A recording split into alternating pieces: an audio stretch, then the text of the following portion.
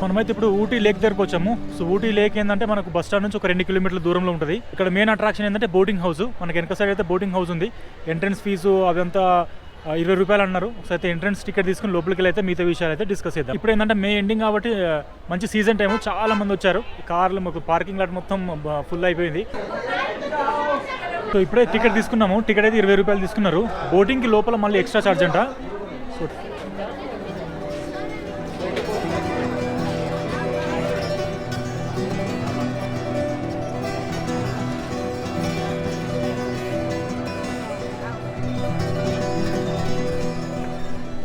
మనమైతే ఇప్పుడే entrance ticket తీసుకొని లోపలికి వచ్చాము. చాలా మంది ఉన్నారు. నేను బోటింగ్ అయితే ఏం తీసుకోలేదు. బోటింగ్ అయితే 3 రకాల బోట్స్ ఉన్నాయి. పెడల్ బోట్స్, రో బోట్స్, మోటార్ బోట్, మొత్తం 3 రకాలు ఉన్నాయి. అంటే మనకు ఒక్కొక్క దానికి సీటింగ్ కూడా డిఫరెంట్గా ఉన్నాయి. సీటింగ్ని బట్టి ఒక్కొక్కటి 350 అంటే 250 నుంచి 1650 వరకు ఉన్నాయి. అంటే మీరు రో బోట్ తీసుకుంటారా, పెడల్ బోట్ తీసుకుంటారా, లేకపోతే మోటార్ బోట్ తీసుకుంటారా. తర్వాత అందులో సీటింగ్స్ కూడా ఉంటాయి. 2 సీట్, 4 సీట్, 8 సీట్ అట్లుంటాయి. దాన్ని బట్టి ప్రైస్ చేంజ్ అవుతుంది. అయితే ఊటీ లేక్ని ఫస్ట్ కన్స్ట్రక్ట్ చేసింది 1824 సంవత్సరంలో జాన్ సులివాన్. అప్పుడు ఏంటంటే స్టార్టింగ్లో జస్ట్ అంటే ఫిషింగ్ కోసము, తర్వాత ట్రాన్స్పోర్టేషన్ కోసం వాడేవాళ్ళు. తర్వాత ఏంటంటే మనము టూరిజం పర్పస్లో బాగా వాడుతున్నారు ఇప్పుడు ప్రజెంట్ అయితే. మనం దీనికి వచ్చే వాటర్ ఏంటంటే చుట్టుపక్కల మొత్తం మౌంటైన్స్ ఉంటాయి కదా, దాని వాటర్ మొత్తం ఈ ఊటీ లేక్ కోసం వస్తాయి.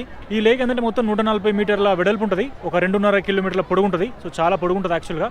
బోటింగ్ చాలా ఫేమస్. మీరు వస్తే కనుక ఖచ్చితంగా బోటింగ్ అయితే ట్రై చేయండి. ఈ ఊటీ బోట్ హౌస్ మనకు ఒక 2 కిలోమీటర్ల దూరంలో ఉంటుంది బస్ స్టేషన్ నుంచి. మొత్తం 64 ఎకరాల విస్తీర్ణంలో ఉంటుంది. మన వెనక సైడ్ చూడొచ్చు, చాలా మంది బోటింగ్ చేస్తున్నారు.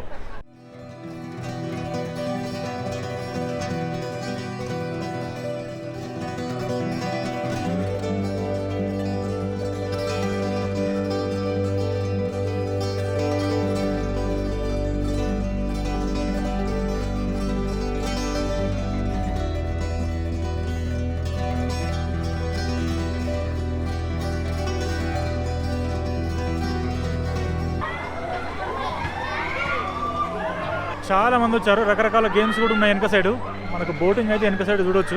చాలా మంది బోటింగ్ ఆడి తీసుకొని ఎంజాయ్ చేస్తున్నారు.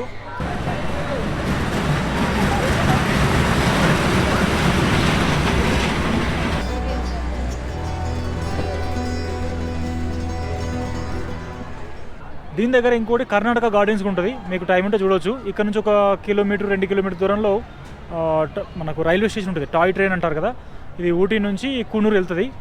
కొన్ని మెట్టుపాలెం కూడా వెళ్తాయి. అవి ఆల్రెడీ నేను బుక్ చేసుకున్నాను. చాలా గుహలోకి వెళ్తుందంట. నాకు ఆల్రెడీ ఇప్పుడు 5:30కు ట్రైన్ ఉంది ఊటీ నుంచి కూనూరు. అది మన టాయ్ ట్రైన్, చిన్న బొమ్మలాగా ఉంటుంది. మనకు షిమ్లాలో కూడా మీరు చూడొచ్చు. షిమ్లాలో కూడా ఉంది యాక్చువల్గా. షిమ్లాలో ట్రై చేసినప్పుడు కూడా చాలా గుహలోకి వెళ్తుంది. సో ఇక్కడ కూడా మనకు చాలా గుహలోకి వెళ్తుందంట. చూద్దాం మరి వెళ్ళి.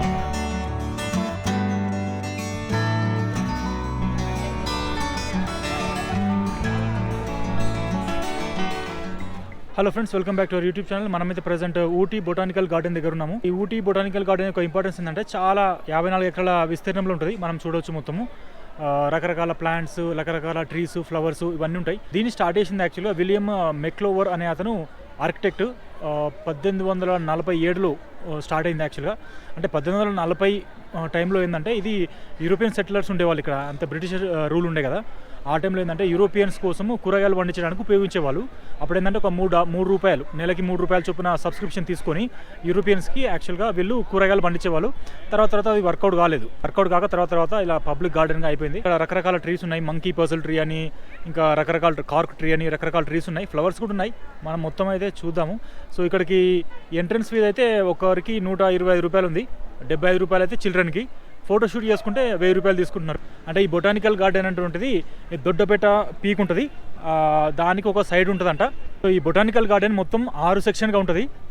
Lower garden, new garden, Italian garden, తర్వాత నర్సరీస్, కన్జర్వేటరీ, తర్వాత ఇంకొకటి ఫౌంటైన్ ఉంటుంది, టెర్రేస్డ్ ఫౌంటైన్. మొత్తం 6 సెక్షన్గా ఉంటాయి. ఇందులో ఇటాలియన్ గార్డెన్కి ఇటాలియన్ అనేది పేరు ఎందుకు వచ్చిందంటే ఇక్కడ ప్రపంచ యుద్ధం వరల్డ్ వార్ 1 ప్రపంచ యుద్ధం 1 అయినప్పుడు ఇటాలియన్ ప్రిజనర్స్ ఉంటారు కదా, ఖైదీలు, వాళ్ళతో పాటుగా వాళ్ళని తీసుకొచ్చి ఇక్కడ ఇటాలియన్ గార్డెన్ చేపించారంట.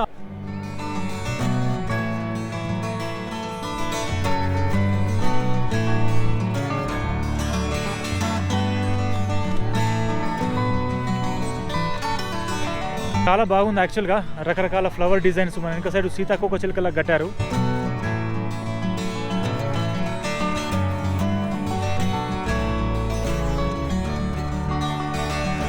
మనకి వెనక సైడ్ కనిపించేది ఒకటి చెట్టు యొక్క ఫాజిల్ అంటే శిలాజం 20 మిలియన్ ఇయర్స్ ఎగో క్రితంది.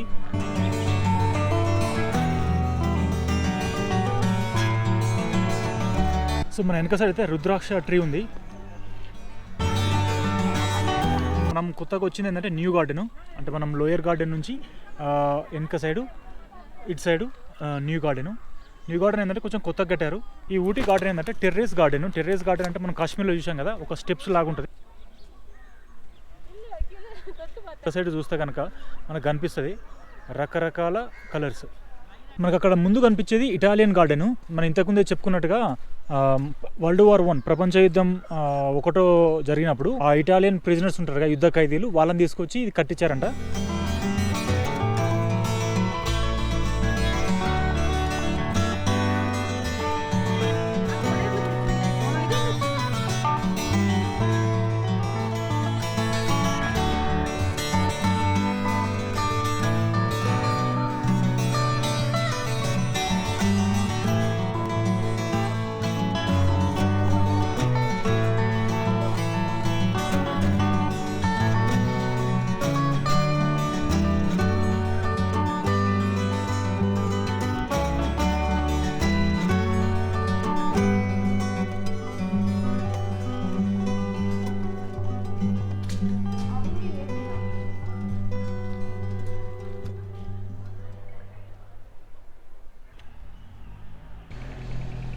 అయితే ప్రజెంట్ నెక్స్ట్ సెక్షన్ అయినటువంటి కన్జర్వేటరీ సెక్షన్ వెనక సైడ్ ఉంది. మొత్తం గ్లాస్ లోపల ఉంది. క్యాక్టస్ సంబంధించిన రకరకాల చెట్లు ఉన్నాయి లోపల. మనకైతే తాళం వేశారు. మన వెనక సైడ్ అయితే ఒక చెట్లతో చిన్న గుహలాగా తయారు చేశారు వెనక సైడు. అందులోకి వెళ్ళి ఎంటర్ కావాలి.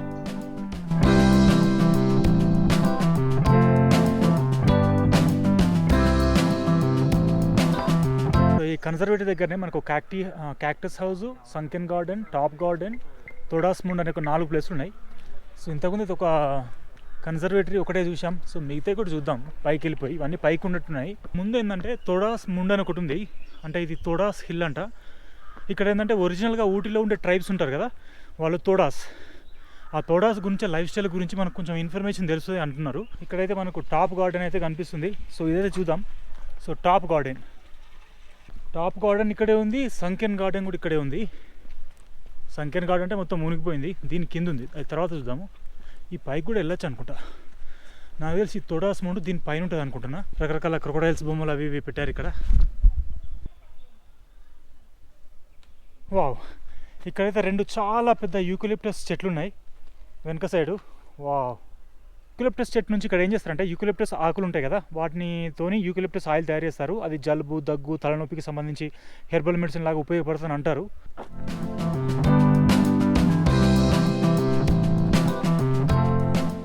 తోడాస్ మౌండ్ వచ్చాము. అంటే ఏం లేదు, చిన్న విలేజ్ లాగా ఉంది. ఇప్పుడంతా ఇక్కడ ఒక అతనితో మాట్లాడాను, లోకల్ అతనితో. అతను టాడోస్ ట్రైబ్కు చెందినవాడంట. ఇక్కడ ముందు టెంపుల్ ఉందని చెప్తున్నాడు. వీళ్ళకి ఏంటంటే ప్రతి ట్రైబ్కి మనము నార్త్ ఈస్ట్లోకి వెళ్ళాం కదా, నాగాల్యాండ్ కానీ, అస్సాం కానీ, లేకపోతే మేఘాలయ కానీ వెళ్ళినప్పుడు ప్రతి ట్రైబ్కి ఒక స్పెషల్ ఫెస్టివల్ ఉంటుంది. ఇక్కడ కూడా వీళ్ళకి ఒక స్పెషల్ ఫెస్టివల్ ఉందంట. అది ఉప్పు సంథింగ్ చెప్పాడు. అది ఎప్పుడు జనవరిలో ఉంటుందంట. ఆ టైంలో వస్తే చాలా బాగుంటుంది. అంటే వీళ్ళ ట్రైబల్ ఫెస్టివల్ చూసుకోవచ్చు, కల్చర్ ఎలా ఉంటుందో. టాడోస్ ట్రైబ్ అతను ఏమని చెప్తున్నాడు అంటే ఇక్కడ ఒక టెంపుల్ ఉందని చెప్పాడు. నాకు తెలిసి ఇదే అనుకుంటా. ఇక్కడ ఎవరు అనడానికి లేదు, వెనక సైడ్ ఉంది. సిమిలర్గా ఉన్నాయి. మనం నాగాల్యాండ్ అటు సైడ్ వెళ్ళినప్పుడు కూడా సిమిలర్ టైప్ ఆఫ్ స్ట్రక్చర్స్ చూసాము.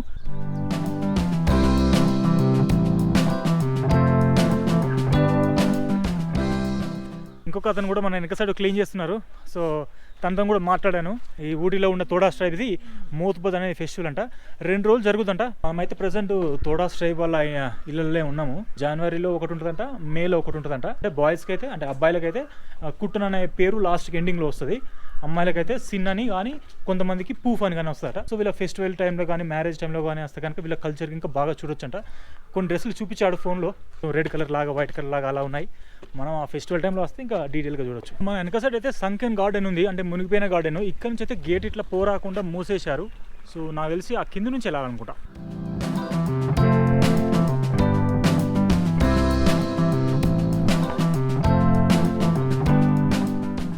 సంకెన్ గార్డెన్ వచ్చాము. అంటే ఆ మొత్తం మునిగిపోయినట్టుగా అయితే కనిపించట్లేదు. సో అదొకటి వాటర్ ఉన్నది, తర్వాత అదొకటి వాటర్ ఉన్నది. ఆ రెండే మునిగిపోయినాయి కావచ్చు. మేబీ వర్షాకాలం మొత్తం మునిగిపోదేమో.